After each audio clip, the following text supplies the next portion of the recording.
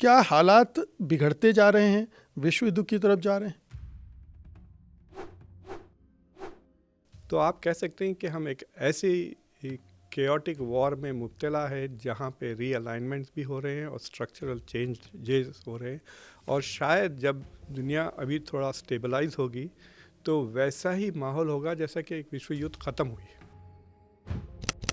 हर 28 minute को एक भारतवासी पकड़ा जा रहा है जो अमृतकाल छोड़ के अमेरिका भाग रहा है। तो ईरान ऑटोमेटिकली पावरफुल हो गया विदाउट चेंज इन कैपेसिटी, क्योंकि उसके दो बड़े दुश्मन अमेरिका ने निकाल दिए थे, सद्दाम हुसैन और तालिबान। देखिए, जो सबसे बड़ी तब्दीली उसी सूरत में आ सकती है जब इंडिया और चाइना एक हो जाते हैं। देखिए, जब ओबामा जीते थे तो लोगों ने कहा था कि रेसिज्म ख़त्म हो जाएगा, लेकिन ओबामा के जीतने की वजह से रेसिज्म बढ़ गया अमेरिका में। तो ममदानी जो जीते हैं उसका जो रिएक्शन आ रहा है रेस्ट ऑफ अमेरिका में, वो anti India, anti brown, anti Muslim sentiment को और मजबूत कर दिया, क्योंकि वो अब डर गए हैं। I am Muslim. I am a democratic socialist. मेरा ये प्रेडिक्शन है कि America will become an Asian power. लोगों को लग रहा है कि पिछले साल भर में ही भारत की जो अंतर्राष्ट्रीय छवि है वो गिरी है। उसके पहले तो ठीक ठाक चल रहा था, सब बढ़िया था। ट्रंप आए, उन्होंने सब मामला गड़बड़ कर दिया। एक स्पेशल टैलेंट है इंडियंस का कि how to understand the system and उसको कैसा हम एक्सप्लॉइट करें। एक तो रीहाइफनेट हो गया इंडिया पाकिस्तान, दूसरा पाकिस्तान की इतनी क्रेडिबिलिटी बढ़ गई कि अब सिवाय भारत के और कोई भी नहीं, उनके इकोनॉमिक क्राइसिस के बारे में कोई नहीं बात कर रहा है। लेकिन पाकिस्तान जैसा देश भी है जो टेररिज्म को ही टूरिज्म मानता है। In fact, we have a great leader coming. We have the Prime Minister of Pakistan coming and the Field Marshal, Pakistan. Field Marshal is a very great guy, and so is the Prime Minister, both. So they are going to actually make Indians temporary workers or citizens बनने नहीं देंगे। I think that is the big fear. Bangladesh की जो failure हुई है, it is a failure of India's intelligence, failure of India's hegemony in the region. उस पर कोई सवाल ही नहीं उठ रहा है। आई थिंक मतलब इट्स लाइक सेइंग कि बच्चा आपका बार बार फेल हो रहा है और आप उसको तोहफे देते जा रहे हैं नई नई गाड़ियाँ दिला रहे हैं उसके लिए, ये नहीं पूछ रहे कि भाई तुम्हें ज़ीरो क्यों आ रहे हैं एग्जाम्स में। They saying no, we are not, we are, हमारी जो रिश्ता है इट इज़ प्रूवन और स्टेबल है, कंसिस्टेंट है। In fact we see Pakistan as a bridge between America and China. हम इंकरेज कर रहे हैं कि पाकिस्तान अमेरिका के ज़्यादा करीब जाए। इंडिया की foreign policy national interest promote करने के बजाय पिछले कई सालों से प्राइम मिनिस्टर मोदी को प्रमोट करने में लग गई थी। तो इंडिया के लिए waiting Trump out is not a good strategy. What India needs to do is recalibrate. नमस्कार, बात बोलीगे में आपका स्वागत है। मैं हूं मुकेश कुमार। दोस्तों, दुनिया अब इस बात पर एकमत है कि अमेरिकी साम्राज्य का पतन हो रहा है और डोनाल्ड ट्रंप उसके ताबूत पर आखिरी कीलें ठोंकते जा रहे हैं। टैरिफ वार से उन्होंने अपने दोस्तों को दुश्मन बना लिया है। यहाँ तक कि पड़ोसी देश भी उनसे बुरी तरह खफा हैं, नाराज़ हैं। वे वेनेजुएला के राष्ट्रपति का अपहरण कर चुके हैं, ईरान, सीरिया, यमन पर बम बरसा चुके हैं, ग्रीनलैंड पर कब्जा करने की कोशिश कर रहे हैं और कभी भी ईरान से युद्ध छेड़ सकते हैं। उन्होंने करीब 70 अंतर्राष्ट्रीय संगठनों से अमेरिका को बाहर कर लिया है। वे नाटो में भी अपनी भूमिका को घटा रहे हैं। एक ओर अमेरिका का विश्व राजनीति में पतन हो रहा है तो दूसरी तरफ चीन नए नेता के रूप में उभर रहा है। कनाडा, यूरोप और भारत समेत दुनिया भर के देश उसकी तरफ दौड़ लगा रहे हैं। लेकिन ट्रंप ने अमेरिका को भी नफरत की आग में झोंक दिया है। कथित विदेशियों को बाहर निकालने के अभियान से बड़े पैमाने पर असंतोष फैल रहा है। आईसीई एजेंट्स की ज्यादतियों के वीडियो सोशल मीडिया में भरे पड़े हैं। ट्रंप के मागा समर्थक नस्लवादी हिंसा से भरे हुए हैं। वे रिपब्लिकन पार्टी के ही भारतीय मूल के नेताओं तक को निशाना बना रहे हैं। अमेरिका में रह रहे भारतीय और ख़ास तौर पर हिंदू भी हेट स्पीच और हेट क्राइम के शिकार हो रहे हैं। उनके खिलाफ अभियान चलाए जा रहे हैं। उनसे देश छोड़ने के लिए कहा जा रहा है। अमेरिका में आ रहे इन परिवर्तनों का क्या मतलब है? ये विश्व राजनीति को कैसे प्रभावित कर रहे हैं? क्या एक नई विश्व व्यवस्था जन्म ले रही है या फिर विश्व एक और विश्व युद्ध की तरफ बढ़ रहा है? इन तमाम विषयों पर बात करने के लिए आज हमारे साथ हैं अंतर्राष्ट्रीय मामलों के विशेषज्ञ और अमेरिका की डेलावेयर यूनिवर्सिटी में professor doctor Muktadar Khan. Doctor Khan मूल रूप से हैदराबादी हैं। वे दुनिया भर के ऐसे लोगों के संपर्क में रहते हैं जो हर परिवर्तन पर नज़र रखते हैं और उनके मानी खोजते रहते हैं। प्रोफेसर खान, कार्यक्रम में आपका बहुत बहुत स्वागत है। थैंक यू मुकेश जी, और आपके सुनने वालों को सबको मेरा सलाम, नमस्ते, सत श्री अकाल, वनक्कम। पहला सवाल मेरा थोड़ा सा विस्फोटक है, क्योंकि ये जिस तरह के हालात बनते जा रहे हैं उसमें बहुत सारे लोग कह रहे हैं कि तीसरा विश्व युद्ध की तैयारी हो रही है। हर तरफ एक तरह की अनिश्चितता है, अस्थिरता है, और जिस तरह से अमेरिका बिहेव कर रहा है या रूस ने जिस तरह से यूक्रेन के साथ किया है और यूरोप के साथ जिस तरह से ठनी हुई है, ईरान का मसला मध्य पूर्व में है, क्या लग रहा है आपको? क्या हालात बिगड़ते जा रहे हैं, विश्व युद्ध की तरफ जा रहे हैं? देखिए, अगर आप देखें कि दुनिया में केओस अगर बढ़ रहा है तो ये बात यकीनन है। जो पहली और दूसरी विश्व युद्ध हुई थी वो दोनों यूरोप से शुरू हुई और अचानक फैल गई थी, लेकिन यूक्रेन की जंग अब तकरीबन 4 साल होने को आ रहे हैं। फरवरी में 4 साल हो जाएंगे और वो एक्सपैंड नहीं हुई, तो इससे ऐसा नहीं लगता कि विश्व युद्ध के चांसेस है। I don't expect that. लेकिन अगर आप उसका जो परिभाषा है विश्व युद्ध की डेफिनेशन है, अगर उसे थोड़ा सा बदल दें कि इट इज़ नॉट नेसेसरी कि वो हॉट वॉर हो, तो आप कह सकते हैं कि हम एक ऐसी केओटिक वॉर में मुब्तला है जहाँ पे रीअलाइनमेंट्स भी हो रहे हैं और स्ट्रक्चरल चेंजेस हो रहे हैं, और शायद जब दुनिया अभी थोड़ा स्टेबलाइज होगी तो वैसा ही माहौल होगा जैसा कि एक विश्व युद्ध ख़त्म हुई है। देखिए, जब पहली विश्व युद्ध ख़त्म हुई तो उसके बाद जो लीग ऑफ नेशंस वगैरह की बातचीत शुरू हुई, एक नया इंटरनेशनल ऑर्डर पैदा हुआ जब जो फेल हो गया।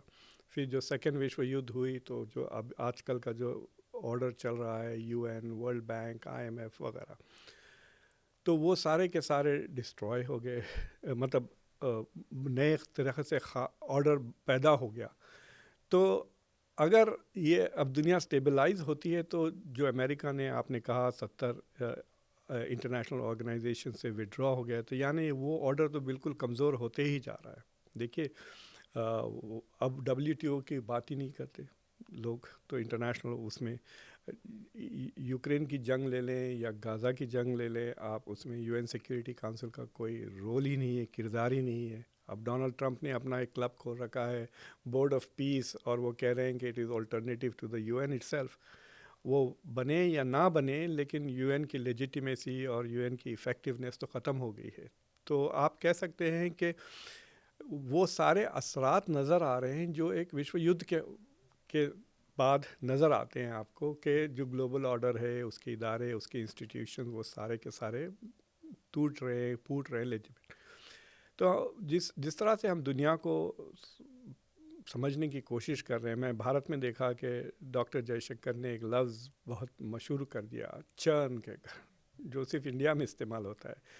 तो वो चर्न का मैं परिभाषा आपको ऐसी देता हूँ कि हम ऐसे एक टनल में जा रहे हैं और उस टनल के जो अंधेरा जो है उसमें हमको समझ में नहीं आ रहा है कि हो क्या रहा है, और सबसे परेशानी की बात यह है कि टनल ख़त्म होने के बाद हम जो रोशनी में आएंगे तो क्या है, वी हैव नो आइडिया कि what is at the end of the tunnel. तो ये इंटरनेशनल सिस्टम है। लेकिन मैं आपसे, आपकी जो ओपनिंग कमेंट्स थे उसमें से एक चीज़ से इख्तलाफ करता हूँ, जो मैं कहना चाहता हूँ, वो ये है कि स्ट्रैटेजी बदलने से कैपेसिटी में फ़र्क नहीं आता। अगर मैं अपना एटीट्यूड बदल जाऊँ, इसका मतलब ऑटोमेटिकली मेरा बैंक बैलेंस कम नहीं हो जाएगा या मेरी फ़िज़िकल ताकत। तो जो अमेरिका की जो करंट सिचुएशन है, और मैं इस बात से भी आई डिसएग्री कि ये मल्टीपोलर वर्ल्ड मैंने कभी नहीं माना। अगर आप देखें, इस साल अमेरिका का डिफेंस बजट $962 ट्रिलियन है। बिलियन डॉलर है, तकरीबन $1 ट्रिलियन के करीब है। अगर वो CIA वगैरह का जो बजट छुपा होता है अगर मिला लें तो $1 ट्रिलियन के करीब ही होगा। तो बहुत कम ऐसे मुल्क हैं दुनिया में जिनका टोटल GDP साल भर का इज़ $1 ट्रिलियन, राइट। और जो सेकंड बिगेस्ट डिफेंस बजट है वो चाइना है, 250 बिलियन। फिर तीसरी जगह पे इंडिया है विच इज़ $80 बिलियन के करीब है। इंडिया से 12 गुना ज़्यादा है अमेरिका। तो अमेरिका का डिफेंस बजट दुनिया के जो बाकी के जो 10 है, यानी सेकंड से 11 को ले लें, उनसे ज़्यादा है डिफेंस बजट। अमेरिका की GDP अभी भी दुनिया की 26% है, यानी हर 4 चीज़ें जो दुनिया में बनते हैं एक अमेरिका में बनता है। अभी भी अमेरिकन डॉलर 60% ग्लोबल रिजर्व्स है, और भारत तो अब तो बात ही नहीं करता डी-डॉलराइजेशन की। तो जो अमेरिका का जो ओवरवेलमिंग आप कह सकते हैं इकोनॉमिक पावर, मिलिट्री पावर, वो कम नहीं हुआ। आज सुबह मैं आ रहा था नोएडा, लंबी सफ़र थी तो चीज़ें देख रहा था, खबरें। एक खबर पढ़ा कि शायद हर 28 मिनट को एक भारतवासी पकड़ा जा रहा है जो अमृतकाल छोड़ के अमेरिका भाग रहा है। बॉर्डर पर कुछ 28,000 लोग पकड़े गए इस साल, पिछले साल कुछ 85,000। तो क्यों जा रहे हैं ये अमेरिका? मतलब इस महीने भी कई हज़ारों इंडियंस पकड़े गए बॉर्डर पर। दूसरों की बात नहीं कर रहा मैं, सिर्फ इंडिया की बात करूँ, क्योंकि दुनिया में हर जगह थोड़ी है अमृतकाल, ये सिर्फ यहाँ पर अमृतकाल चल रहा है ना। फिर यहाँ से छोड़ के, और ख़ास तौर से जो लोग छोड़ के आ रहे हैं वो इंडिया के मॉडल स्टेट से आ रहे हैं, गुजरात से। तो उनकी प्राइम मिनिस्टर, उनके होम मिनिस्टर, उनके बिलियनर्स, मतलब अमेरिका, ये तो गुजरातियों का अमृतकाल चल रहा है, उसके बावजूद वो भारत छोड़ के वो क्यों आ रहे हैं? क्योंकि द सॉफ्ट पावर वो भी नहीं ख़त्म नहीं हुआ। यानी डोनाल्ड ट्रंप की 1 साल के बाद जो मैग्नेटिज़म है अमेरिका में और अमेरिकन ड्रीम की, इतना जो बुरा रवैया जो पेश कर रहे हैं आइस, जो आप बिल्कुल सही कह रहे थे, आइस और इमिग्रेशन और जो हेट स्पीच, जीनोफोबिया बढ़ने के बावजूद आप देख रहे हैं कि लोग अभी भी अमेरिका पे बॉर्डर पर क्रॉस करने की कोशिश कर रहे हैं। सो आई थिंक कि अमेरिका की कैपेसिटीज़ नहीं बदली हैं, व्हाट हैज़ चेंज इज़ उनकी स्ट्रैटेजी और उनकी प्रायोरिटीज़। तो उससे मुझे लगता है कि लोग परेशान होकर ये कह रहे हैं कि America is on the decline. I don't think America is on the decline. मुझे लगता है कि अगर डोनाल्ड ट्रंप ज़रा और सेंसिबली जो कोशिश कर रहे हैं, he might change the world. और उससे ज़रूरी नहीं है कि अमेरिका कमज़ोर हो, उससे यूरोप कमज़ोर हो रहा है। मुझे लगता है कि यूरोप ज़्यादा कमज़ोर हो रहा है। कनाडा जाके चाइना की गोद में बैठ रहा है। क्या is it a good thing for China, Canada? I don't think so. तो मुझे लगता है कि नुकसान सबका होगा। अब सवाल ये है कि ज़्यादा नुकसान किसका होगा, बिकॉज इंटरनेशनल रिलेशंस में relative power is more important. तो और ये जो कुछ हो रहा है उससे फ़ायदा किसको होगा? अगर फ़ायदा किसी को भी नहीं हुआ, जिसका कम नुकसान हुआ उनका फ़ायदा ज़्यादा होगा। And I am willing to bet कि अमेरिका का कम नुकसान होगा बनिस्बत यूरोप। सबसे ज़्यादा फ़ायदा चाइना का हो रहा है, बिकॉज वो खामोश बैठे बैठे हो। देखिए, जब 9/11 के बाद अमेरिका ने 2 जंगें की थी, इराक़ और अफ़गानिस्तान में, तो ईरान ऑटोमेटिकली पावरफुल हो गया विदाउट चेंज इन कैपेसिटी, क्योंकि उसके 2 बड़े दुश्मन अमेरिका ने निकाल दिए थे, सद्दाम हुसैन और तालिबान। उनको अमेरिका, तो वो बैठे बैठे पावरफुल हो गए। तो चाइना भी उसी तरह से बेनिफिट कर रहा है, क्योंकि जो चाइना के चैलेंजर्स कहिए या जो पुश बैक करते हैं चाइना के ख़िलाफ़, उन सब को कमज़ोर कर रहा है अमेरिका। इंडिया को कमज़ोर कर रहा है, 50% टैरिफ्स इंडिया पे लगा दिए। यूरोप की तो ऐसी की तैसी कर दी उन्होंने पूरी तरह से। तो फिर अब चाइना को अमेरिका के अलावा और कौन फेस कर सकता है? तो indirectly China is benefiting from this. तो मैं 2 सवाल हैं यहाँ जी पर। एक बात कहता हूँ, फिर उसके बाद वी कैन टॉक। देखिए, लोग are getting distracted by Trump, क्योंकि ट्रम्प खुद डिस्ट्रैक्ट हो रहे हैं अपने मकसद से, लेकिन वो इंस्टिंक्टिवली उनके 2 मकसद है जिसके तरफ वो मूव हो रहे हैं स्टडीली। और उनके जो 2 मकसद है वो मैं आपको संक्षिप्त में बता देता हूँ कि he wants to maintain American primacy abroad and white supremacy at home.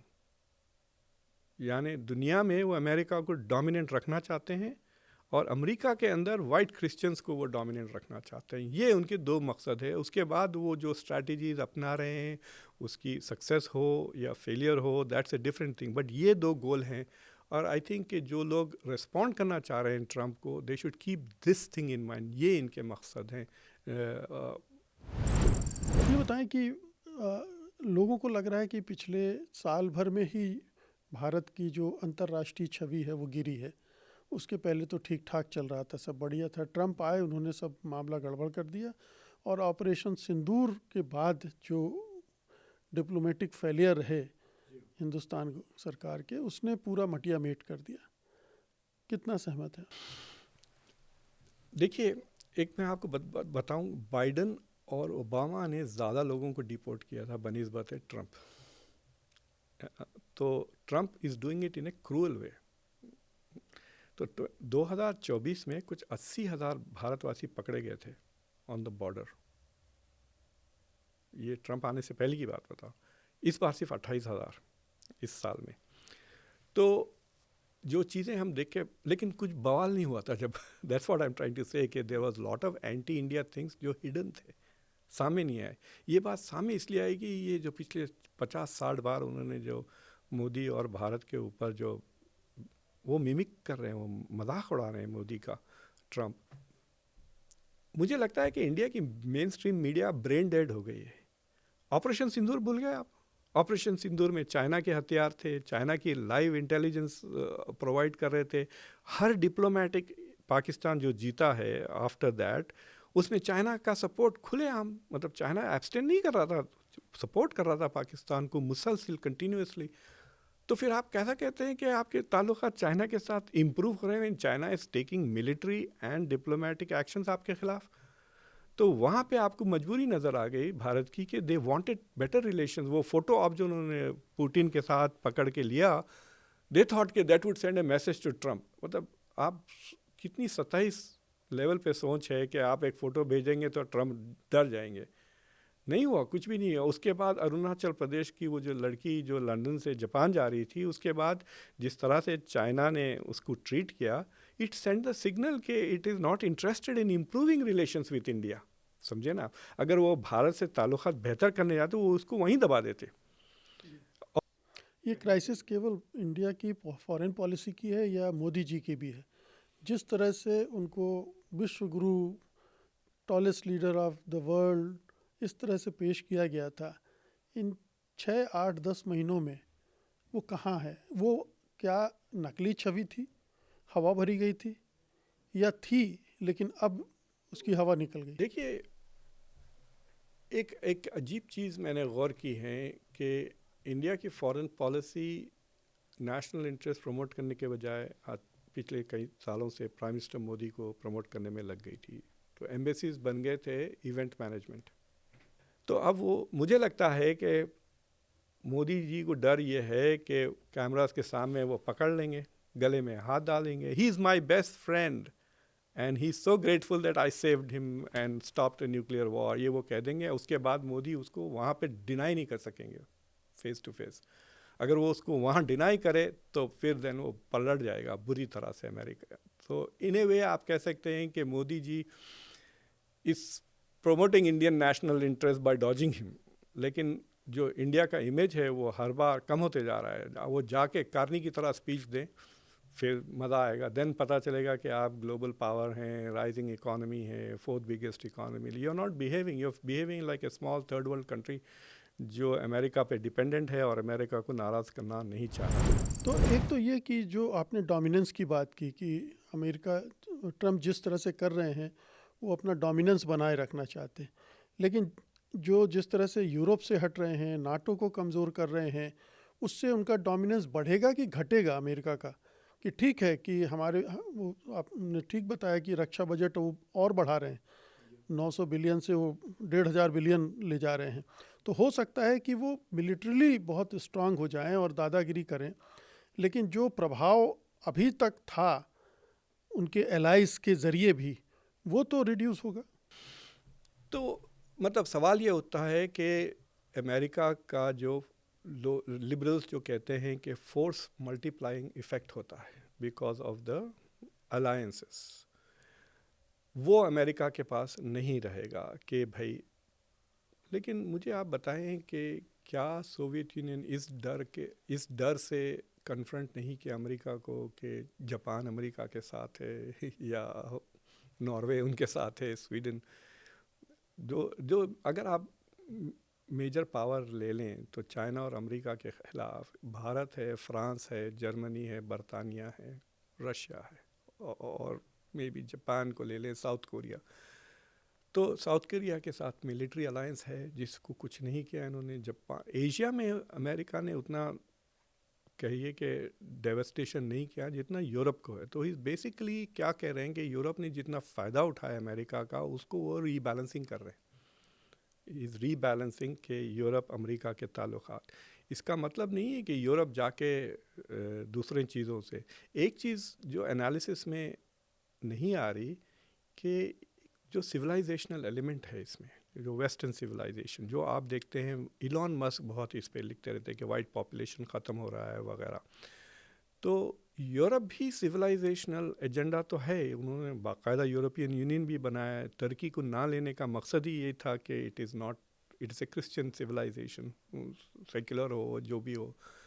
तो अमेरिका से डर के यूरोप जाके चाइनीज़ या इंडियन से उतना करीब कभी नहीं हो सकेगा जितना वो अमेरिका के साथ है।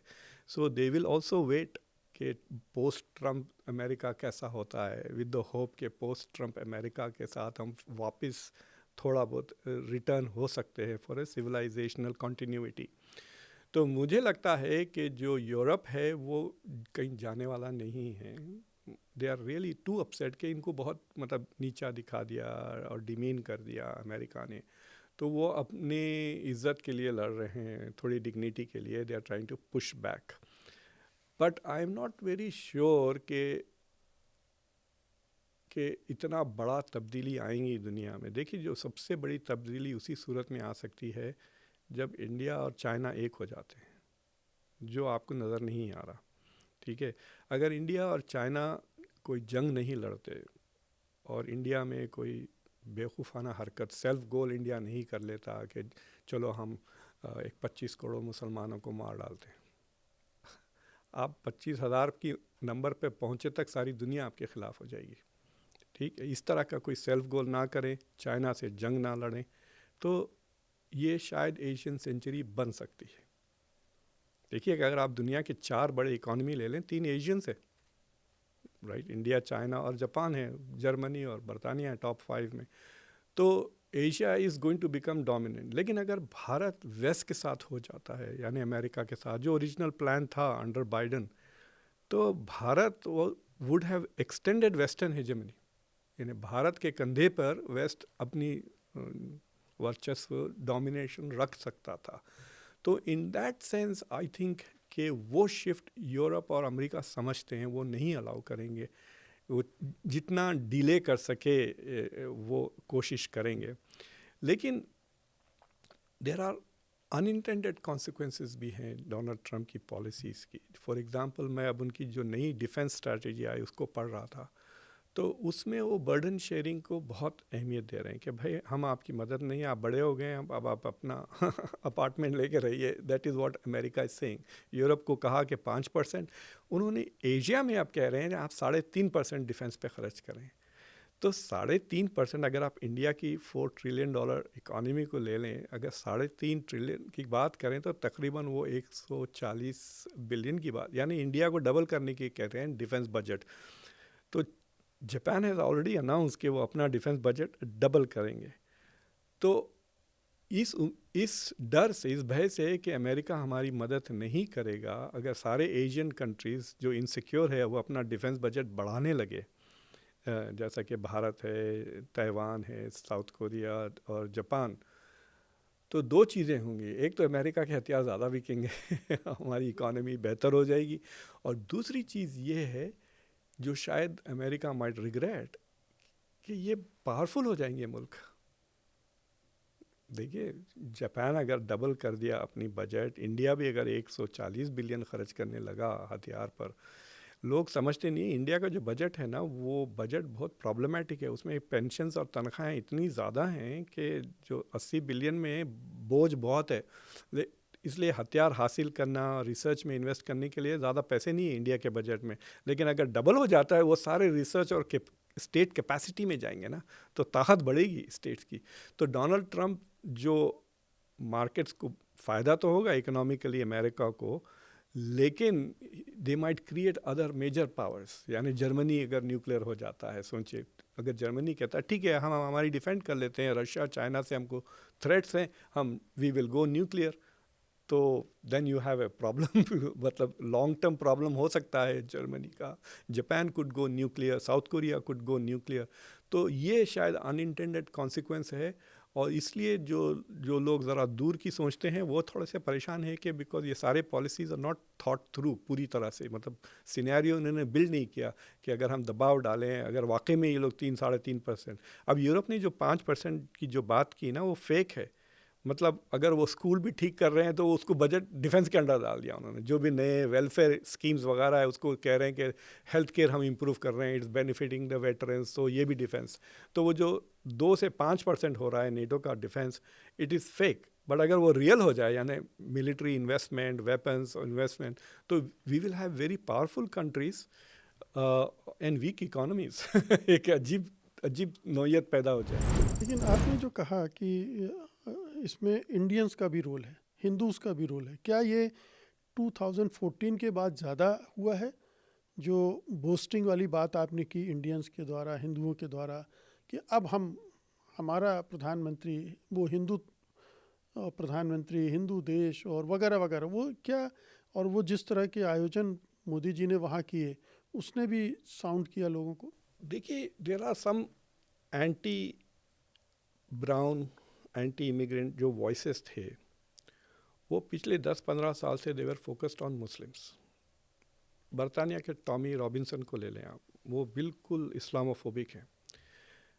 ये they are not important people, वो उनकी सोसाइटी में भी फ्रिंज एलिमेंट्स हैं, वरना टॉमी रॉबिन्सन पार्लियामेंट में होते, राइट, जैसा नाइजल फराज है। तो जब ये लोग कोई जहर भरी बात मुसलमानों के ख़िलाफ़ ट्वीट करते थे, उनको रीट्वीट कौन करता था? वो आपकी यहाँ के हिंदुत्व वाले। तो जो सबसे ज़्यादा followers of hateful Americans, Laura Loomer को ले लें या नाइजल फराज, ये सब भारत से होते थे। उसको रीट्वीट पे रीट्वीट उनको चढ़ा के फिर उनकी लैंग्वेज यहाँ पे शुरू हो गई। तो उसके वजह से क्या हुआ, दे हैव एक्सपैंडेड दिस। अब वही लोग अब हिंदुओं की तरफ पूछें कि मतलब जेडी वांस को कह रहे हैं कि आप अपनी हिंदू वाइफ को डिवोर्स कर दें।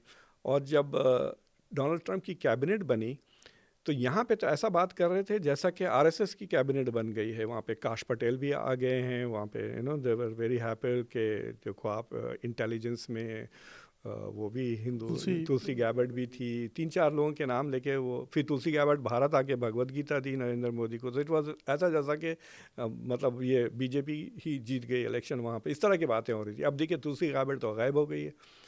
काश पटेल, मुझे लगता है कि he will be in big trouble अगर वो इसी तरह की पॉलिसीज़ होती हैं और रिपब्लिकन्स लूज इलेक्शन, तो दे विल कम फॉर काश Patel because he is doing lot of illegal things, भी करप्ट भी चीज़ें कर रहे हैं, हवाई जहाज़ वगैरह मिसयूज़ कर रहे हैं। भारत के लिए परेशानी की बात ये है कि ये मेरा असेसमेंट है कि अभी जो अमेरिका की इंटेलेक्चुअल कम्युनिटी है उन्होंने सडनली अपना रवैया बदल लिया है 25 साल के बाद, and they think India is not as strategically important जितना वो समझते थे। क्योंकि भारत ने बार बार इस बात को सिग्नल किया है कि अगर इंडिया पे चाइना हमला करता तो we expect America to help us, लेकिन अगर अमेरिका की चाइना से जंग होती तो हम नहीं आएंगे आपकी मदद के लिए। ये तो इंडिया ने साफ कह दिया। So what is the point? बिल्कुल। अभी आपने कहा कि ट्रंप की जो घरेलू नीति है वो दरअसल गोरों के वर्चस्व को बढ़ाने की नीति है, और ये हम देख रहे हैं कि अमेरिका में किस पैमाने पर वहाँ पर अंदरूनी कलह पैदा हो गई है, झगड़े हो रहे हैं, हेट स्पीच, हेट क्राइम बढ़ गई, और इंडियंस बहुत टारगेट हो रहे हैं, इंडियंस में भी हिंदूज़। ये क्या है, ये क्या फिनोमिना है, किस तरह से आप इसको देखते हैं? तो देखिए पिछले 30 साल, जब मैं अमेरिका गया था 30 साल पहले, तो अमेरिका में 84% क्रिश्चियंस थे, कुछ 80+% वाइट लोग थे। अब वो मेरे वजह से नहीं हुआ, लेकिन वो 16% लोग एथिस्ट हो गए। क्रिश्चियनिटी बेयरली मेजॉरिटी में है, वाइट पीपल बेयरली मेजॉरिटी में है। और अमेरिका में 2 वाइट फ्लाइट्स कहते हैं, वाइट फ्लाइट यानी वाइट लोग जो भाग रहे हैं, 2 किस्म की माइग्रेशन हो रही है पिछले 30-40 साल से। एक वाइट शहर छोड़ के भाग रहे हैं, सबब्स में आ गए, तो इसलिए आप देखते हैं बड़े बड़े शहरों में ब्लैक माइनॉरिटीज़ के उनके मेयर्स वगैरह आ रहे हैं। न्यूयॉर्क में नहीं हुआ, लेकिन दूसरे शहरों में, बॉल्टीमोर वगैरह में आप सबब्स में लोग वाइट चले गए। जो दूसरी वाइट फ्लाइट हुई है वो आउट ऑफ कैलिफोर्निया हुई है, और अमेरिका का सबसे बड़ा, सबसे अमीर, सबसे खूबसूरत प्राइज स्टेट है। और लोग भूल जाते हैं कैलिफोर्निया की economy is as big as India's economy, it might be the 4th biggest economy. तो कैलिफोर्निया अब वाइट माइनॉरिटी स्टेट हो गया। तो दैट इज़ वरिंग पीपल के उसमें सैम हंटिंगटन भी एक सवाल उठाया था कि अगर अमेरिका वाइट माइनॉरिटी स्टेट हो जाता है, will it remain a democracy. कि उनका ये ख्याल था कि सिर्फ प्रोटेस्टेंट्स और वाइट लोग लिबरल डेमोक्रेसी चला सकते हैं, कैथलिक्स पे भी उनको भरोसा नहीं है। तो क्योंकि लैटिन अमेरिका की डेमोक्रेसी से वो ज़्यादा इम्प्रेस नहीं थे। So there is this worry के वी विल लूज़। और फिर यूरोप की जो हालत देख रहे हैं, जब फ्रांस के इलेक्शन हो रहे हैं तो फ्रांस के झंडों से ज़्यादा फ़लस्तीन के झंडे नज़र आते हैं वहाँ पर उनको। सो दे आर वेरी वरीड कि एक तो इस्लामाइजेशन हो रहा है यूरोप का और डी क्रिश्चियनाइजेशन हो रहा है अमेरिका का। अमेरिका में इस्लामाइजेशन नहीं है because they are coming Catholics जो आ रहे हैं मेक्सिको से। सो देर इज़ ए जेन्युइन क्या कहते हैं उसको, एग्जिस्टेंशियल एंग्जाइटी है कि हम ख़त्म ना हो जाए।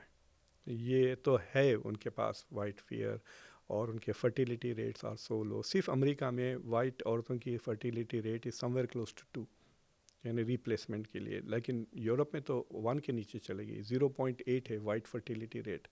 तो वो श्रिंक होते जा रहा है उनका पॉपुलेशन।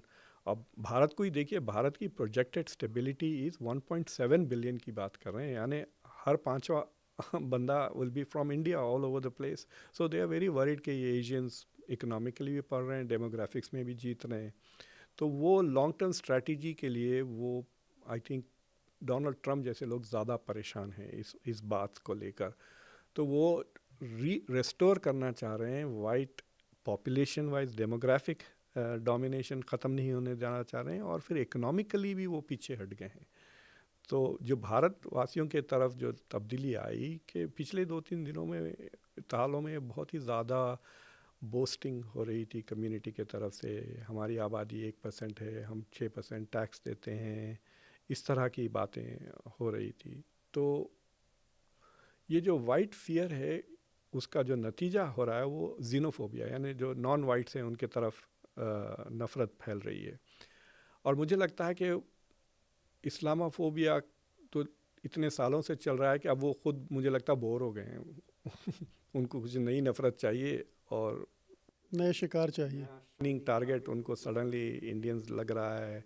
H1B का जो डिस्कशन होने लगा है उससे वो सडनली परेशान हो गए, और they are beginning to worry about के दीज थिंग्स के हमारे अच्छे अच्छे चीज़ें अगर आप देखें तो टॉप आईवी लीग्स में एशियंस डोमिनेट करते हैं वगैरह, और हमारे लोग भी थोड़ा बहुत ज़्यादा ही उचक रहे थे। 2017 में मेरे बेटे को हार्वर्ड में एडमिशन मिला, तो मुबारकबाद कैसी आई मुझे, ये नहीं कहा कि कंग्रेचुलेशंस डेलावेयर से पहला इंडियन बच्चा, पहला मुस्लिम बच्चा हार्वर्ड जा रहा है, ऐसी बातें नहीं की।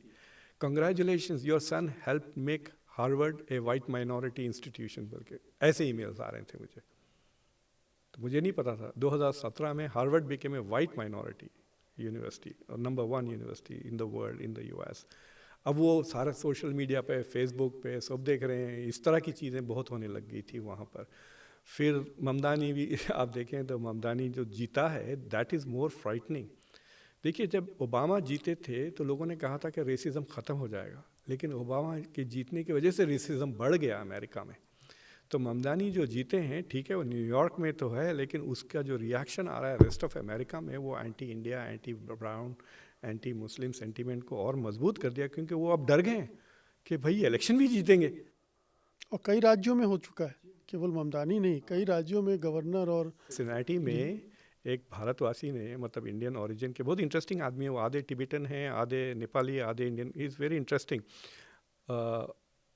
उन्होंने जेडी वैंस के भाई को हरा दिया। जेडी वैंस ने भी कैंपेन किया उसके बावजूद।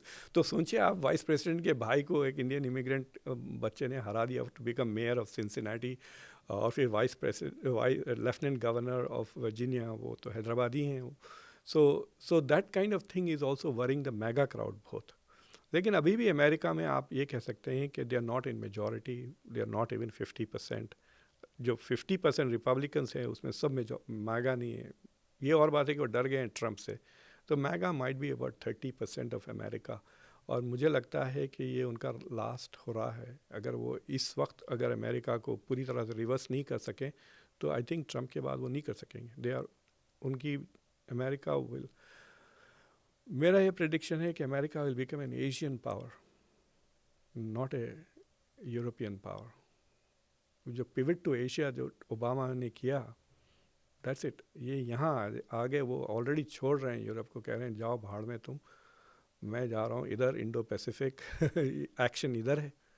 देखिए, Europe is not growing, Europe is not exciting, thriving. America है। अभी भी आप देखें जितनी भी बड़ी चीज़ें निकली हैं दुनिया में, अभी 100 साल से देखिए आप, हवाई जहाज़ से लेकर एनवीडिया तक अभी भी अमेरिका से आ रहे हैं।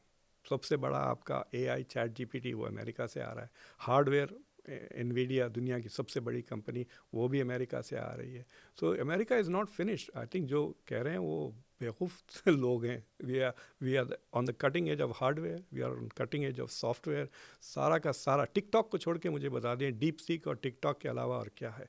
जो EVs वगैरह में दे हैव गॉन अहेड। वो अमेरिका को जो चीज़ प्रॉब्लम, ये जो लॉबीज़ हैं वो they are holding us back. But I can still say कि अगर वो लॉबीज़ जो मतलब गैस को लेकर, पेट्रोल की वगैरह लॉबीज़ हैं, अगर उनको थोड़ा पुश बैक करें तो the US will beat China even in EV। अभी भी मतलब टेस्ला इज़ नॉट बैड। लेकिन आपने जो कहा कि इसमें इंडियंस का भी रोल है, हिंदूज़ का भी रोल है, क्या ये 2014 के बाद ज़्यादा हुआ है? जो बोस्टिंग वाली बात आपने की इंडियंस के द्वारा, हिंदुओं के द्वारा, कि अब हमारा प्रधानमंत्री वो हिंदू प्रधानमंत्री, हिंदू देश और वगैरह वगैरह, वो क्या, और वो जिस तरह के आयोजन मोदी जी ने वहाँ किए, उसने भी साउंड किया लोगों को। देखिए, there are some anti brown, anti immigrant जो वॉइसेस थे, वो पिछले 10-15 साल से देवर फोकस्ड ऑन मुस्लिम्स। बरतानिया के टॉमी रॉबिन्सन को ले लें आप, वो बिल्कुल इस्लामोफोबिक हैं। ये they are not important people. वो उनकी सोसाइटी में भी फ्रिंज एलिमेंट्स हैं, वरना टॉमी रॉबिन्सन पार्लियामेंट में होते, राइट, जैसा नाइजल फराज है। तो जब ये लोग कोई जहर भरी बात मुसलमानों के ख़िलाफ़ ट्वीट करते थे, उनको रीट्वीट कौन करता था? वो आपकी यहाँ के हिंदुत्व वाले। तो जो सबसे ज़्यादा followers of hateful Americans, Laura Loomer को ले लें या नाइजल फराज, ये सब भारत से होते थे। उसको रीट्वीट पे रीट्वीट, उनको चढ़ा के फिर उनकी लैंग्वेज यहाँ पे शुरू हो गई। तो उसके वजह से क्या हुआ, दे हैव एक्सपैंडेड दिस। अब वही लोग अब हिंदुओं की तरफ पूछें कि मतलब जेडी वांस को कह रहे हैं कि आप अपनी हिंदू वाइफ को डिवोर्स कर दें। जो वहाँ पे पास्टर्स वगैरह हैं वो कह रहे हैं कि अगर जेडी वांस प्रेसिडेंट बन जाएगा तो क्या उषा आइडल्स लेके, मतलब वो बहुत ही मतलब गिरा के बात कर रहे हैं, हिंदू वर्शिप, क्या ये सब आ जाएंगे वाइट हाउस में, क्या करी की स्मेल आएगी वाइट हाउस से, इस तरह से they have turn on them. और देखिए, मतलब मैं तो एक्सपेक्ट कर रहा था, आई वाज होपिंग ऑल्सो कि पिछला इलेक्शन निकी हेली वर्सेस कमला हैरिस हो जाता। तो सोचिए आप, कोई भी जीतो, इंडियन औरत would have been the president of White House। तो सडनली उसमें क्या हुआ, वो हाईलाइट हो गया विद दिस, जो बाइडन ने कहा इंडिया इज़ इम्पॉर्टेंट, तो जो इम्पोर्टेंस दी उन्होंने, फिर नरेंद्र मोदी को बुलाया, फिर दोनों हाउसेस के सामने उन्होंने तकरीर की जहाँ पे उन्होंने एक बहुत ही ब्रिलियंट बात कही कि मागा प्लस मीगा इज़ मेगा, इस तरह की बातें शुरू हो गई थी। तो दे स्टार्टेड पेइंग अटेंशन। उससे पहले उतना अटेंशन नहीं दे रहा था भारत को या प्राइम मिनिस्टर मोदी को, जैसा कि 2014 में उन्होंने जो बड़ा जलसा किया था न्यूयॉर्क में। हाउडी मोदी भी उतना ज़्यादा अटेंशन नेशन वाइड नहीं था, लेकिन पिछले 2 साल में इट सडनली टुक ऑफ। और जब डोनाल्ड ट्रंप की कैबिनेट बनी तो यहाँ पे तो ऐसा बात कर रहे थे जैसा कि आरएसएस की कैबिनेट बन गई है। वहाँ पे काश पटेल भी आ गए हैं, वहाँ पे दे वर वेरी हैप्पी के देखो आप इंटेलिजेंस में वो भी हिंदू, तुलसी गैबर्ट भी थी, 3-4 लोगों के नाम लेके वो, फिर तुलसी गैबर्ट भारत आके भगवत गीता दी नरेंद्र मोदी को। तो इट वाज ऐसा जैसा कि मतलब ये बीजेपी ही जीत गई इलेक्शन वहाँ पे, इस तरह की बातें हो रही थी। अब देखिए तुलसी गैबर्ट तो गायब हो गई है। काश पटेल, मुझे लगता है कि he will be in big trouble अगर वो इसी तरह की पॉलिसीज़ होती हैं और रिपब्लिकन्स लूज इलेक्शन, तो ही विल कम फॉर काश Patel because he is doing lot of illegal things, भी करप्ट भी चीज़ें कर रहे हैं, हवाई जहाज़ वगैरह मिसयूज़ कर रहे हैं। तो अब इंडियंस सडनली मार्जिनलाइज हो गए हैं पॉलिटिकली, और इस साल सिर्फ 30% इंडियंस आए हैं, मतलब वीज़ा मिला है उनको, स्टूडेंट वीज़ास। जो रिजेक्शंस हुए हैं बहुत ज़्यादा, H1B की पॉलिसीज़ बदल दिए हैं उन्होंने, मतलब उसकी प्रायोरिटीज़ चेंज हो गए हैं। तो एक तरह से they are trying to diminish, मतलब दे आर रिकग्नाइजिंग कि अभी भी ज़रूरत है इंडिया की टेक टैलेंट की, but they are going to reduce its impact. और भारत के लिए परेशानी की बात ये है कि ये मेरा असेसमेंट है कि अभी जो अमेरिका की इंटेलेक्चुअल कम्युनिटी है उन्होंने सडनली अपना रवैया बदल दिया है 25 साल के बाद, and they think India is not as strategically important जितना वो समझते थे।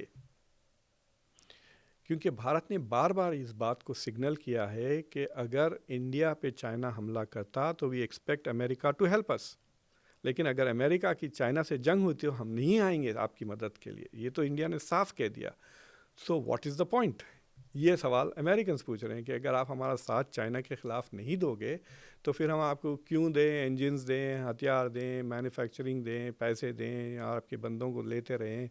So that has, I think, वो एक शिफ्ट आ गया है in American thinking which is problematic. Trump सोच रहे हैं कि मैं शी जिनपिंग के साथ डील कर लूँगा, that is not worrying to India, वो हो या ना हो। व्हाट इज़ वरिंग के जो अपर क्लास है, थिंकिंग क्लास है अमेरिका की, अगर वो ये बात कंसेंसस बन जाता है, देन इट डजंट मैटर कि कौन प्रेसिडेंट हो, स्ट्रेटेजिक रेलेवेंस डाउनग्रेड हो गया है। That is the fear. और अब जो नेशनल डिफेंस स्ट्रैटेजी आई है अमेरिका की 34 पेजेस की, उसमें एक लफ्ज़ नहीं है भारत के बारे में, no mention of India at all. Israel का कुछ 10 या 11 बार है, Russia, China is seen as, और उसमें साफ कह दिया कि हम चाइना को कन्फ्रंट नहीं करेंगे। That is another statement. तो then they don't need India अगर वो कन्फ्रंट नहीं कर रहे हैं।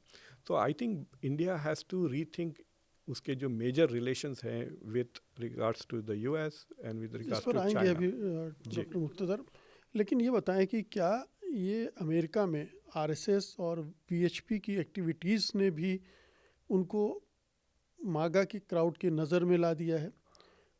फेस्टिवल्स के ज़्यादा बढ़ा चढ़ाकर उन्हें आयोजित करना या अपनी एक्टिविटीज़ को बढ़ा देना, इस बीच में ऐसी खबरें आ रही कि उन्होंने किया है। आरएसएस ने तो वहाँ लॉबिंग फर्म भी हायर कर ली है। हाँ, तो एक डिमांड था कि ओवरसीज़ फ्रेंड्स ऑफ बीजेपी को एज ए फॉरेन एजेंट करार दिया जाए, जो एपैक को नहीं किया, जो इजराइल की लॉबी है उसको नहीं किया, लेकिन इंडियन लॉबी को कह रहे हैं कि आप फॉरेन एजेंट है, आप उसको रजिस्टर करें। दूसरी चीज़ ये है कि अभी उतना अवेयरनेस नहीं था, लेकिन अब बढ़ रहा है आरएसएस के ताल्लुक़ से अवेयरनेस इन इट। जब उनको पता चलेगा कि आरएसएस चाहता क्या है, तो then I think there will be a huge push back against RSS. तीसरी चीज़ ये है कि क्योंकि जो इंडिया के जो ग्रुप्स हैं वो सिर्फ इंडिया में ही ऑपरेट करते हैं, मतलब यहाँ पे लोगों को आप जिसको चाहे लिंच कर दिया, मार डाला, इसको ये कर दिया, वो कर दिया, रेप भी कर दिया, तो आपको छुड़ाने लोग आ जाते हैं जेल से वगैरह। तो वो ग्रुप्स बिकॉज वो इंडिया के बाहर ऑपरेट नहीं कर रहे हैं, they have not been registered as foreign terrorist organisation, ये भी हो सकता है। सो दैट अवेयरनेस अभी नहीं आई। लेकिन जो फॉर एग्ज़ाम्पल मुझे नहीं पता कि जो बिहार के लोग कुछ एक फेस्टिवल मनाते हैं पानी के पास, छठ, तो वो तो कनाडा में बहुत उसके ख़िलाफ़ ऑलरेडी कैंपेन सोशल मीडिया पर, मैंने टीवी पर भी देख लिया कि ये एनवायरमेंटल डैमेज कर रहे हैं हमारे खूबसूरत मुल्क को। तो कनाडा इज सो फ्रेंडली, वो वहाँ पे भी एंटी इंडिया सेंटीमेंट बढ़ गया। वहाँ पे तो 70% इंडियंस के वीज़ा रिजेक्ट हुए हैं इस बार। और प्रॉब्लम ये है कि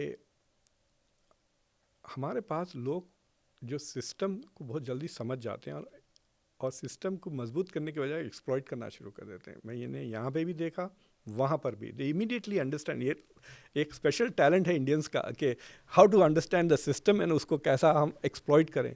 तो वहाँ पर अमेरिका, कनाडा में फॉर एग्जांपल, अगर आप इंटरनेशनल स्टूडेंट है तो आप 40 घंटे और बाहर काम कर सकते हैं। अमेरिका में आप सिर्फ 20 घंटे काम कर सकते हैं अगर आपके पास स्कॉलरशिप नहीं है, और सिर्फ कैंपस पे काम कर सकते हैं। आप बाहर जॉब किए तो इलीगल हो जाओगे। तो कनाडा में लोग रजिस्टर भी नहीं करते थे। स्टूडेंट वीज़ा पे अमेरिका आया, आप लीगली 40 आवर्स बाहर काम कर सकते, वो जॉब लेके खलास, मतलब लाइक वो जॉब पे गए वैसा आ रहे थे।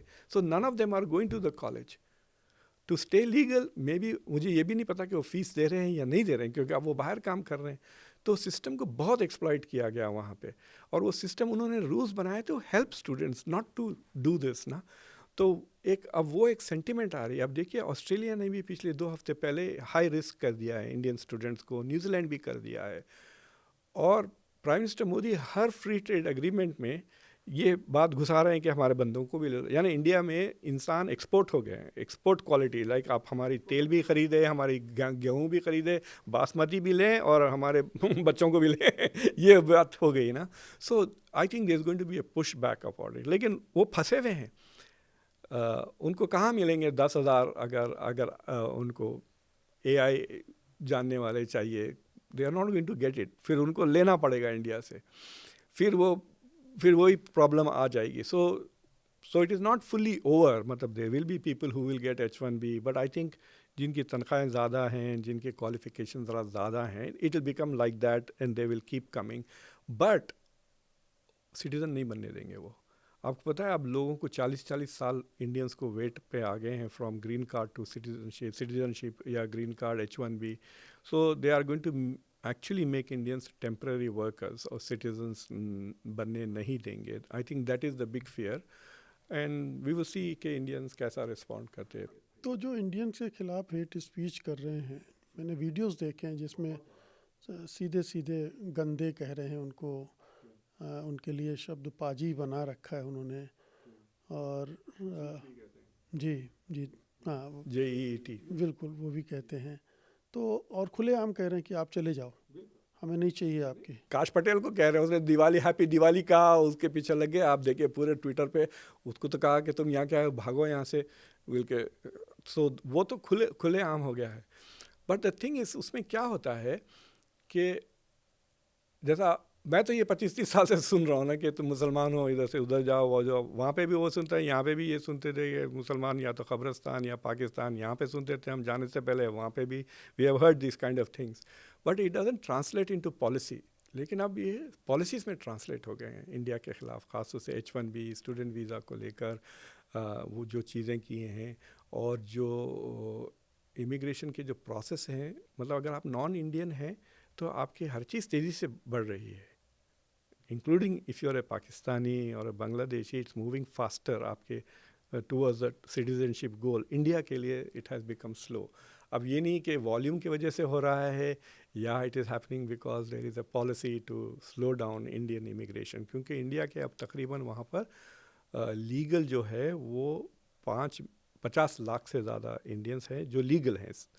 और फिर मैं प्रधानमंत्री मोदी का लफ्ज़ इस्तेमाल करूँगा, जो 7.5 लाख घुसपैठिए हैं, जिसमें से या तो पंजाब से हैं या गुजरात से हैं। ये 2 स्टेट राज्यों से, हैं। हरियाणा से भी हैं। 7.5, हरियाणा तीसरा स्टेट है। तकरीबन 7,80,000 लोग हैं जो कॉन्सेंट्रेटेड हैं शिकागो और न्यू जर्सी वगैरह में। जी जी, ये बताएं कि लोगों को लग रहा है कि पिछले साल भर में ही भारत की जो अंतर्राष्ट्रीय छवि है वो गिरी है। उसके पहले तो ठीक ठाक चल रहा था, सब बढ़िया था। ट्रंप आए, उन्होंने सब मामला गड़बड़ कर दिया, और ऑपरेशन सिंदूर के बाद जो डिप्लोमेटिक फेलियर है हिंदुस्तान सरकार के, उसने पूरा मटिया मेट कर दिया। कितना सहमत है? देखिए, एक मैं आपको बताऊं, बाइडन और ओबामा ने ज़्यादा लोगों को डिपोर्ट किया था बनिस्बत ट्रंप। तो Trump is doing it in a cruel way. तो 2024 में कुछ 80,000 भारतवासी पकड़े गए थे ऑन द बॉर्डर, ये ट्रंप आने से पहले की बात बताओ, इस बार सिर्फ 28,000 इस साल में। तो जो चीज़ें हम देख के, लेकिन कुछ बवाल नहीं हुआ था जब that's what I am trying to say कि there was lot of anti India things जो हिडन थे, सामने नहीं आए।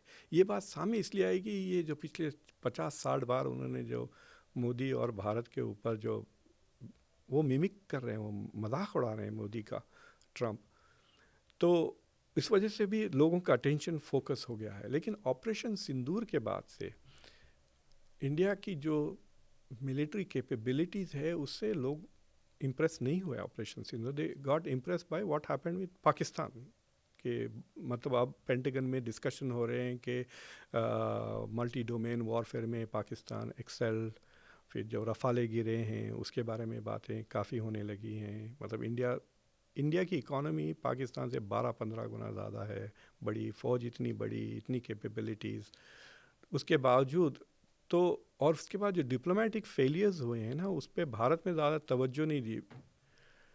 मई 9 को इंडिया ने IMF में कोशिश की IMF का लोन ब्लॉक करने के लिए, वो हार गई वोट, पाकिस्तान को उन्होंने अप्रूव कर दिया। दूसरी चीज़ है, वर्ल्ड बैंक को ब्लॉक किया, वर्ल्ड बैंक ने उनको लोन दे दिया बहुत बड़ा, एशियन डेवलपमेंट बैंक से उनको लोन मिल गया। FATF में भारत ने पाकिस्तान को वापस ग्रे लिस्ट पे डालने की कोशिश की, वहाँ तो जापान भी चाइना के साथ वोट करके इंडिया को ब्लॉक कर दिया। फिर IMF से भी बाद में और मज़ीद लोन मिलने लगे। फिर अमेरिका ने 3 बार अब पाकिस्तान को पैसे दिए हैं, 500 बिलियन 2 बार F-16 के लिए। सो एक किस्म से पाकिस्तान की तो डिप्लोमेटिक लॉटरी लग गई थी ना उस ज़माने में, but this has been downgraded. अब आप देखिए सऊदी अरेबिया अपनी सिक्योरिटी के लिए पाकिस्तान की तरफ देख रहा है, टर्की उसके साथ खड़ा हुआ है। तो it is a serious question कि एक तो रीहाइफनेट हो गया इंडिया पाकिस्तान, दूसरा पाकिस्तान की इतनी क्रेडिबिलिटी बढ़ गई कि अब सिवाय भारत के और कोई भी नहीं, उनके इकोनॉमिक क्राइसिस के बारे में कोई नहीं बात कर रहा है। अब तो Saudi Arabia will help them financially, क्योंकि अब उनके वो डिफेंस पार्टनर बन गए हैं। तो ये एक चेंजेस ज़रूर आए। और जब डोनाल्ड ट्रंप ने इंडिया को डाउनग्रेड, जिस तरह से वो बात करने लगे, फिर इंडिया पे सिर्फ 25% जो टैरिफ उन्होंने लगाए रशिया, उसके बाद प्राइम मिनिस्टर मोदी भागे भागे SCO समिट को गए टियानजिन में, चाइना में। लेकिन वहाँ पे जब अगर आप डॉक्टर जयशंकर के स्टेटमेंट्स निकाल के पढ़ें अबाउट टियानजिन, तो डॉक्टर जयशंकर कह रहे हैं कि काज़ान में जहाँ मुलाकात हुई शी जिनपिंग की और मोदी की, जो G20 ब्रिक्स का जो समिट रशिया में हुआ था, काज़ान में हुआ था, वहाँ पे मुलाकात हुई 2024 अक्टूबर में। फिर उसके बाद ये 2025 में, तो वो कह रहे हैं कि steadily India China relations have improved. अब मुझे लगता है कि इंडिया की main stream media brain dead हो गई है। ऑपरेशन सिंदूर भूल गए आप? ऑपरेशन सिंदूर में चाइना के हथियार थे, चाइना की लाइव इंटेलिजेंस प्रोवाइड कर रहे थे। हर डिप्लोमेटिक पाकिस्तान जो जीता है आफ्टर दैट, उसमें चाइना का सपोर्ट खुलेआम, मतलब चाइना एब्सटेन नहीं कर रहा था, सपोर्ट कर रहा था पाकिस्तान को मुसलसिल कंटिन्यूसली। तो फिर आप कैसा कहते हैं कि आपके ताल्लुकात चाइना के साथ इम्प्रूव हो रहे हैं? China is taking military and diplomatic actions आपके खिलाफ। तो वहाँ पे आपको मजबूरी नज़र आ गई भारत की कि दे वांटेड बेटर रिलेशंस। वो फ़ोटो आप जो उन्होंने पुतिन के साथ पकड़ के लिया, दे थॉट कि that would send a message to Trump. मतलब आप कितनी सतही लेवल पे सोच है कि आप एक फ़ोटो भेजेंगे तो ट्रंप डर जाएंगे। नहीं हुआ, कुछ भी नहीं हुआ। उसके बाद अरुणाचल प्रदेश की वो जो लड़की जो लंदन से जापान जा रही थी, उसके बाद जिस तरह से चाइना ने उसको ट्रीट किया, इट सेंड द सिग्नल कि it is not interested in improving relations with India. समझे ना? अगर वो भारत से ताल्लुकात बेहतर करने जाते वो उसको वहीं दबा देते। और मज़े की बात यह है, उस लड़की ने कहा कि मैं तो कई बार जाती हूँ इस तरह से, इससे पहले कभी नहीं रोका। यानी काज़ान से पहले भी वो कई बार गई थी, नहीं रोका, लेकिन ये रिलेशंस बेहतर होने के बाद उसको रोका और ये कहा कि Arunachal Pradesh is part of our country. मतलब it was a big signal कि उन्होंने अभी अब इंडिया की इतनी बड़ी टेरिटरी क्लेम कर ली। तो व्हाट हैज़ हैपेंड इज़ कि इंडिया के अमेरिका के साथ ताल्लुकात ख़राब हो गए और इंडिया के ताल्लुकात चाइना के साथ इम्प्रूव नहीं हुए। पुतिन ज़रूर आए India, that was a good photo op, लेकिन पुतिन आए 2 चीज़ों के लिए। वो आए कि भाई तेल लेते रहो और दूसरी चीज़ ये है कि हमारे से हथियार कम ना करो। इन प्राइवेट रशियंस बहुत चिड़े हुए हैं कि इंडिया रशिया से हथियार 70 से अब वो 50 के नीचे आ गया है। अब वो फ्रांस और इजराइल से ज़्यादा हथियार खरीद रहा है। They are not happy with it. वो नोटिस ज़रूर कर रहे हैं कि they are not very happy with it. वो कह नहीं रहे हैं पब्लिक में। मतलब रशियंस आर मोर क्या कहते हैं respectful of India than Americans, but they are not happy about it. वो पब्लिक में अभी बात नहीं आई। So we don't have good relations with China, with US. और पड़ोस में देखिए आप, मुझे जब भी मैं कभी डिफेंस लोगों से बात करता हूँ भारत के, तो वो कहते हैं मुझे कि हमारे 2.5 फ्रंट्स हैं, 2.5 फ्रंट्स है, पाकिस्तान, चाइना। और डिपेंडिंग ऑन द बंदा, अगर शरीफ बंदा है तो मुझे कहता है कि भाई हम इंसर्जेंसी और टेररिज्म। बाद लोग तो साफ कह देते हैं मुसलमान is the other half front, उनकी 2.5 फ्रंट्स। अब आपके पास 3.5 फ्रंट्स हो गए। बांग्लादेश भी बन गया है एज अ सिक्योरिटी चैलेंज। तो it is a profound failure ना कि आपने 2.5 खतरे से आप 3.5 खतरे पे आ गए, कोई डिस्कशंस नहीं। इंटेलिजेंस फेलियर, बांग्लादेश की जो फेलियर हुई है, it is a failure of India's intelligence, failure of India's hegemony in the reason.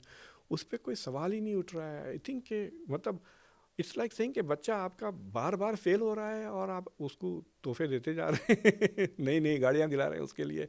ये नहीं पूछ रहे कि भाई तुम्हें 0 क्यों आ रहे हैं एग्जाम्स में। It looks like that with Indian foreign policy पिछले 2.5 साल में। 23 was the peak I think of इनकी फॉरेन पॉलिसी, जहाँ उनको अपॉर्चुनिटी मिला कि G20 और SCO दोनों होस्ट करें, राइट। तो इंडिया की स्ट्रेटेजिक ऑटोनॉमी का वो पूरा सबूत था। लेकिन इन्होंने SCO को वर्चुअल करके ख़त्म कर दिया। फिर उसके बाद SCO में गए नहीं 2024 में प्राइम मिनिस्टर मोदी। तो India was going full on towards America. BRICS को भी देखिए, अब ब्रिक्स की अभी नेवल एक्सरसाइज हुई, भारत ने उसमें हिस्सा नहीं लिया, हालांकि भारत अब चेयरमैन है इस साल।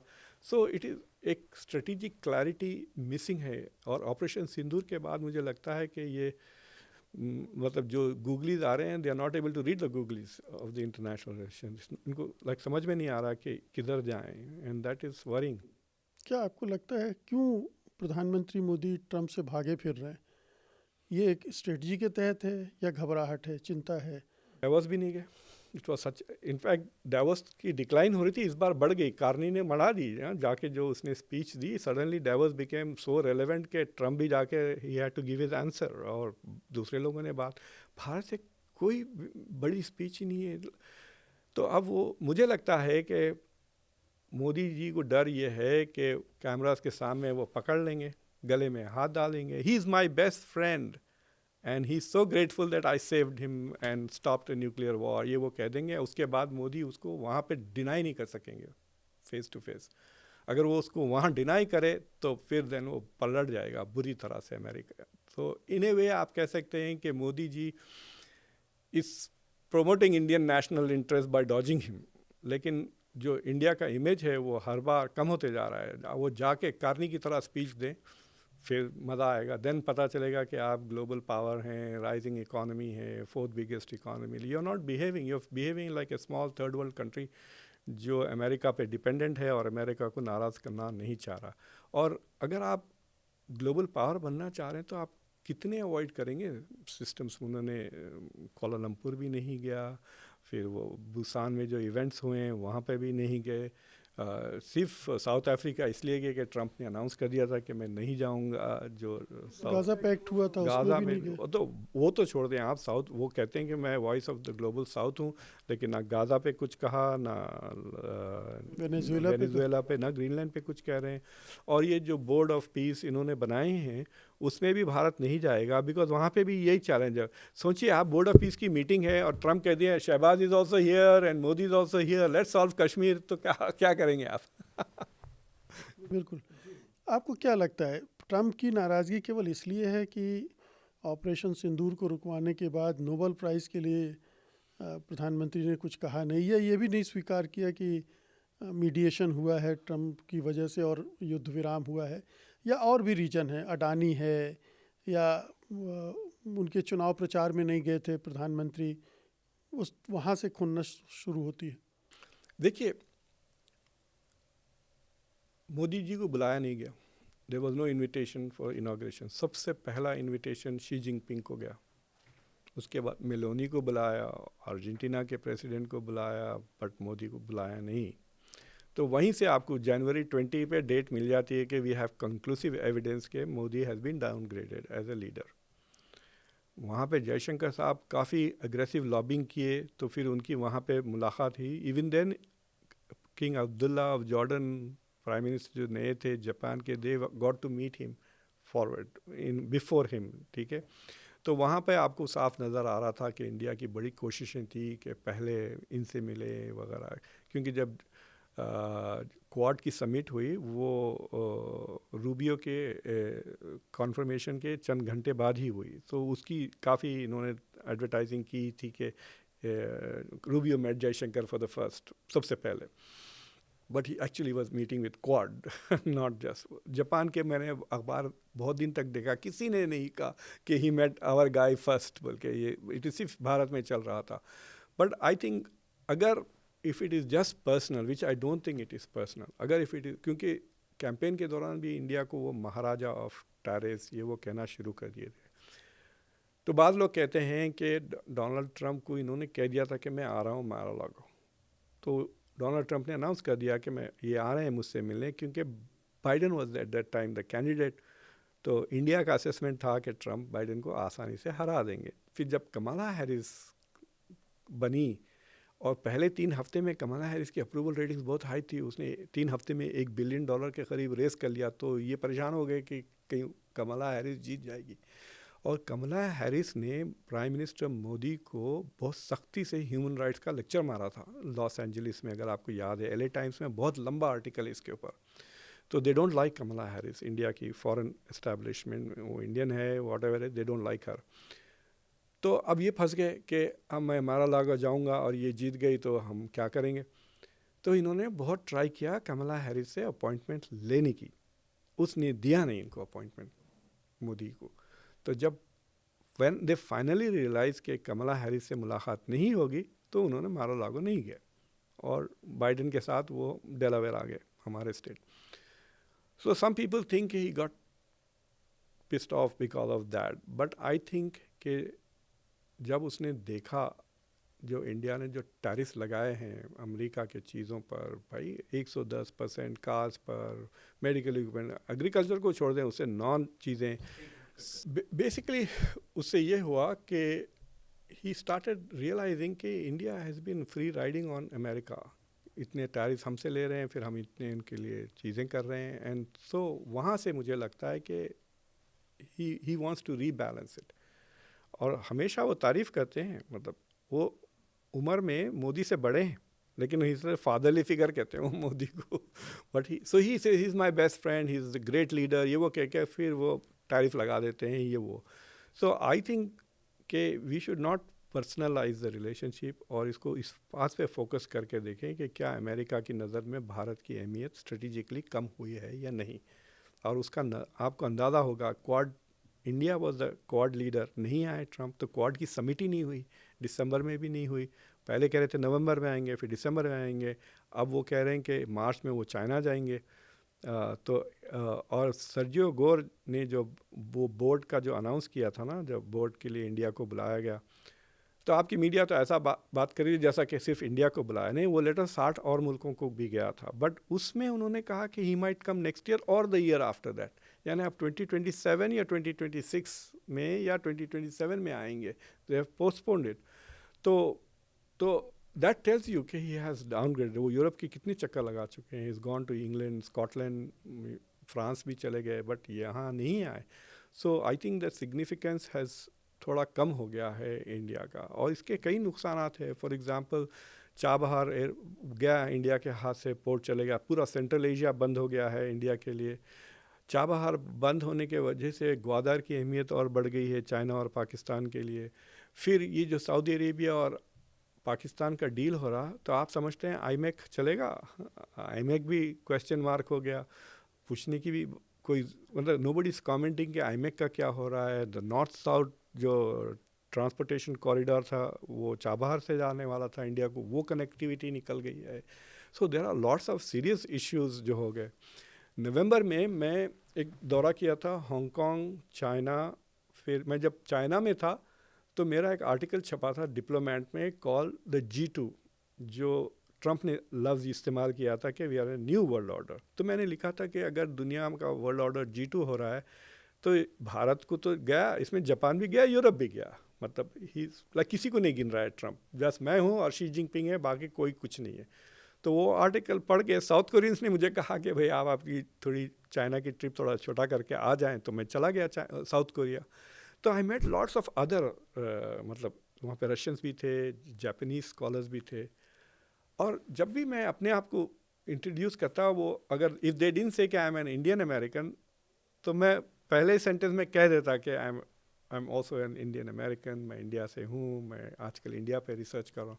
इंडिया पे कोई सवाल चाइना में पूछा ही नहीं मुझसे, साउथ कोरिया में भी नहीं पूछा, बस ट्रम्प अमेरिका से हट के कुछ नहीं पूछा। तो मैंने उनसे एक सवाल चाइना में पूछा कि ये जो पाकिस्तान और अमेरिका के ताल्लुकात जो क़रीब हो रहे हैं, उससे क्या आप परेशान हैं, आर यू कंसर्न, पूछा मैं चाइना को। तो जो जवाब आया, मैंने अलग अलग लोगों से अलग अलग टाइम पर पूछा, I got the same answer, they saying no we are not, we are, हमारी जो रिश्ता है इट इज़ प्रूवन और स्टेबल है, कंसिस्टेंट है। In fact we see Pakistan as a bridge between America and China. हम इंकरेज कर रहे हैं कि पाकिस्तान अमेरिका के ज़्यादा करीब जाएं।